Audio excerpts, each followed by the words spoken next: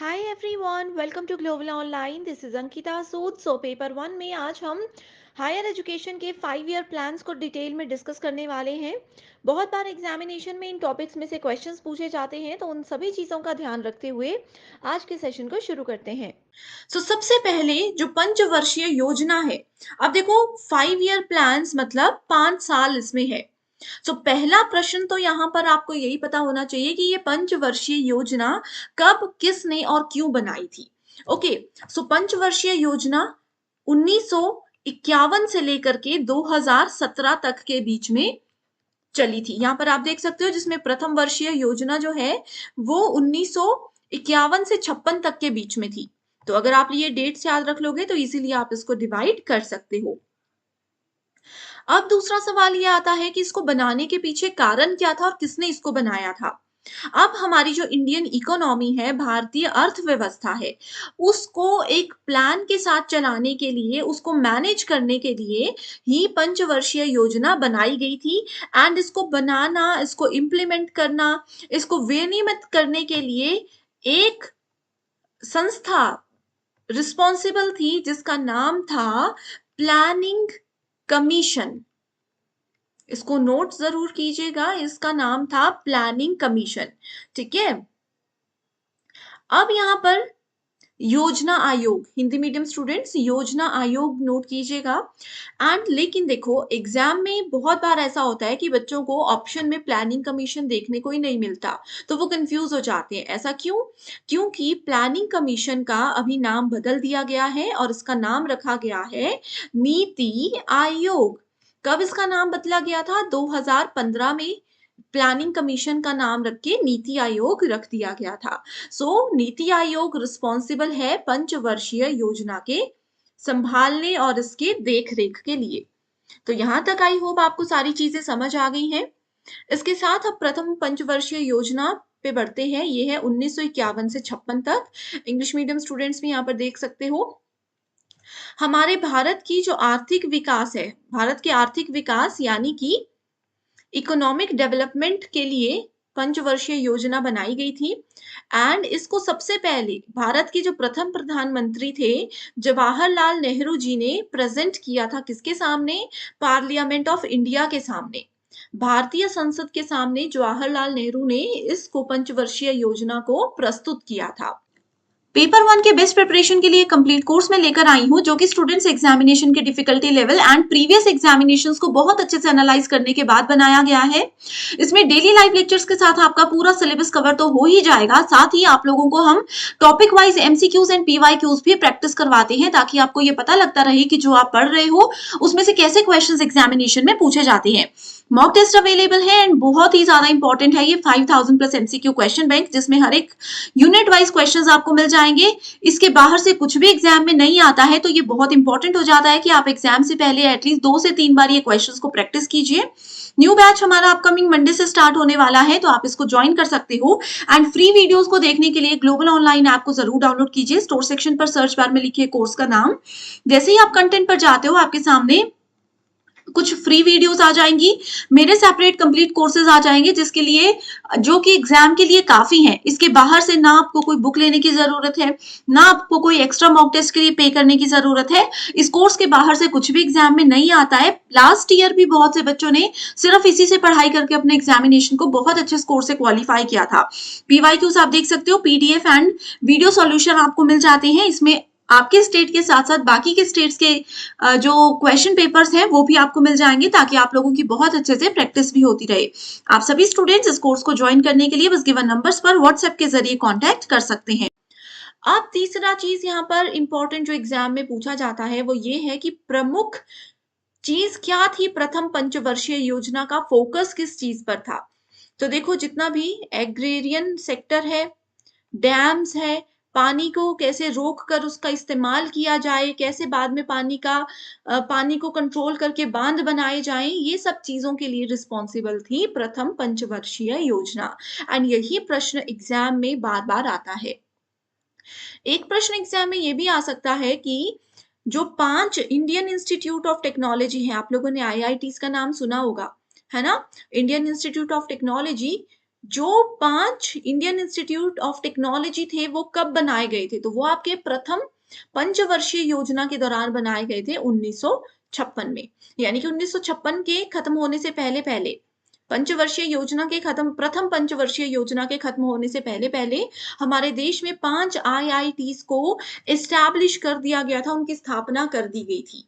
तो ये कुछ इंपॉर्टेंट पॉइंट्स हैं एंड इसी में से एग्जाम में क्वेश्चन आते हैं। अगला है सेकंड 5 ईयर प्लान 1956 से 1961 तक। ठीक है, ये क्या है? ये तीव्र औद्योगिकरण और सार्वजनिक क्षेत्र पर इसमें बल दिया गया था। इंडस्ट्रीज बहुत ज्यादा ओपन कर दी गई थी। पब्लिक सेक्टर, पब्लिक ऑफिसेज, इन सब चीजों पे इसमें डिमांड बहुत ज्यादा थी। तो यही चीजें आपको फिलहाल याद रखनी है। ठीक है, तीसरा आ जाता है तृतीय पंचवर्षीय योजना 1961 से लेकर 1966 तक। ये किसानों, कृषि और गेहूं के उत्पादन को कैसे सुधार में लाया जा सकता है, इस पर फोकस करता था। यानी कि ओवरऑल जो थर्ड ये थी, ये एग्रीकल्चर पर फोकस करती थी।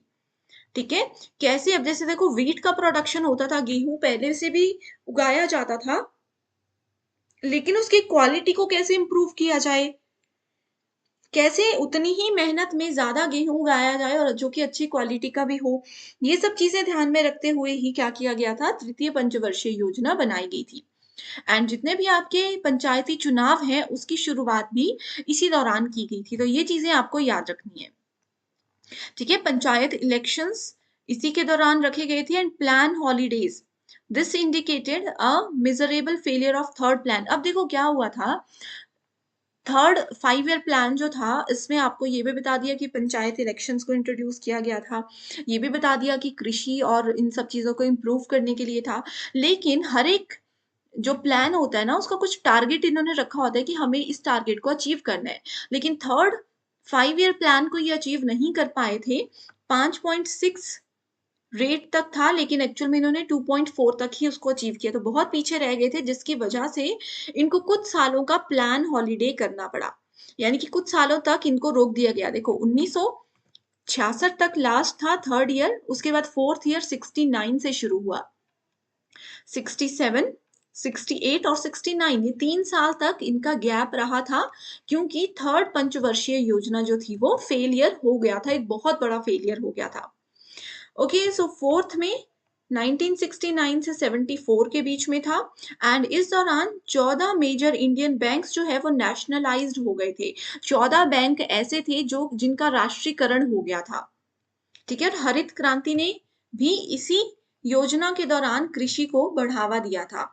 एंड जितने भी, जैसे कई स्टेट्स हमारी कंट्री में ऐसे हैं जहाँ पर बहुत सूखा रहता है, तो सूखे से कैसे निजात पाई जाए, क्योंकि वहां पर सूखा होगा तो कृषि भी नहीं हो पाती थी, लोगों को पीने के लिए पानी में भी दिक्कतें रहती थी। तो इन सब चीजों के लिए ड्रॉट प्रोन एरिया प्रोग्राम, यानी कि सूखा संभावित क्षेत्र कार्यक्रम भी इस दौरान लाया गया था। सो ये कुछ कुछ चीजें हैं जो मैं यहाँ पर बता रही हूँ, सिर्फ यही में से एग्जाम में क्वेश्चंस आते हैं। ओके, सो ये फोर्थ ईयर प्लान था। इसके बाद फिफ्थ ईयर में है 19, ये देखो, ये 74 तक था, और फिफ्थ ईयर भी 74 से 78 तक रहा था। इसने रोजगार बढ़ाने और गरीबी उन्मूलन, यानी कि गरीबी हटाओ पर जोर दिया था। एग्जाम में ना डायरेक्ट क्वेश्चन आते, या तो ऐसे आएगा कि कौन सा वो 5 ईयर प्लान है जिसने की गरीबी उन्मूलन पर ध्यान दिया था। तो आपको पता होना चाहिए 5वीं वर्षीय योजना है और ये इसका समय था। या फिर एग्जाम में ये पूछा जा सकता है कि 1974 से लेकर के 78 के बीच में कौन सी पंचवर्षीय योजना थी और उसने किस किस पर काम किया। तो ये ऑप्शंस आते हैं। ओके, तो ये देखो, कैसे लोगों को रोजगार देना है, गरीबी हटानी है, इस पे इन्होंने ध्यान दिया था। बिजली की सप्लाई लगभग हर जगह पर पहुंचे, इसके लिए भी इसमें काम शुरू कर दिया गया था। तो ये कुछ इंपॉर्टेंट पॉइंट्स थे जो कि आपको एग्जाम के लिए जानना जरूरी है। आगे क्वेश्चन मैं आपको बताती हूँ। अब देखो, ये चीज भी इंपॉर्टेंट है। 5 ईयर प्लान्स जो है ना, अब इसमें बच्चे कंफ्यूज हो जाते हैं कि 5 ईयर प्लान्स के सिर्फ 5 साल के लिए था। इसका नाम पहले 5 ईयर दिया गया था, क्योंकि इनको लगा था कि 5 सालों में हम सब कुछ इम्प्रूव कर देंगे। लेकिन क्योंकि वो चीजें सक्सेस होती रही, नई नई डिमांड्स आती रही, तो 5 ईयर प्लान्स को उन्होंने 12th प्लान तक पहुंचा दिया था। इसीलिए मैंने कहा कि 1951 से लेकर के 2017 तक ये प्लान चले थे। ठीक है, तो ये सीक्वेंस याद रख लीजिए। इसमें याद रखने का कोई ट्रिक तो मैं नहीं बता सकती क्योंकि सिंपल है, कुछ भी नहीं है। थर्ड ईयर याद रखिए, बस थर्ड ईयर के बाद 3 साल का गैप आ गया था। थर्ड एनुअल प्लान, इसके बाद 3 साल का ये जो है ये गैप वाला पीरियड था, बाकी चीज़ें सीक्वेंस में ही थी। देखो 7th के बाद भी आपका 2 साल का गैप था, है ना? बाकी यहाँ पर इसके बाद भी देखो 1 साल का गैप था 5th ईयर प्लान के बाद। तो ये अगर छोटे-छोटे गैप्स आप याद रख लोगे ना, तो ये सीक्वेंस याद रखना आपके लिए बहुत ज़्यादा आसान हो जाएगा। ओके, सो इसको अच्छे से देख लीजिए। एक बार देखोगे ना, एक बार पढ़ोगे तो याद हो जाएँगी चीज़ें। जैसे मैंने गैप का बताया, थर्ड के बाद आपका 3 साल का गैप था। उसके बाद 6th प्लान में 1 साल का गैप था 6th और 7th के बीच में। देन वी हैव 7th और 8th, इन दोनों के बीच में 2 साल का गैप था। तो इस तरीके से प्लान्स को आप डिवाइड कर सकते हो। अब एक क्वेश्चन यहाँ पर है जो कि होमवर्क क्वेश्चन है, इसका आंसर हमेशा की तरह मुझे कमेंट कीजिएगा। एंड जो बच्चे हमारे व्हाट्सएप ग्रुप्स में हैं, उन लोगों के लिए, क्योंकि उनकी डिमांड पर हम हर एक चीज़ प्रोवाइड करवा रहे हैं, है ना? तो आप लोग इतना सा तो ज़रूर कीजिएगा कि ये जो क्वेश्चन मैं देती हूँ, व्हाट्सएप ग्रुप में उसका रिप्लाई मुझे ज़रूर आना चाहिए। The main aim of 5th 5 year plan was, 5वीं पंचवर्षीय योजना का प्रमुख उद्देश्य क्या था? आप देखो आंसर मुझे ज़रूर चाहिए क्योंकि आपकी रिक्वेस्ट को हम पूरा करते हैं और हमारी रिक्वेस्ट पूरा करना आपकी रिस्पॉन्सिबिलिटी है, ताकि हमें पता लगे कि आप क्लासेस में कितने अटेंटिव हो और आप कितने रेगुलरली हमारी बातों को सुनते हो। So thank you so much everyone for watching this video and I wish you all the very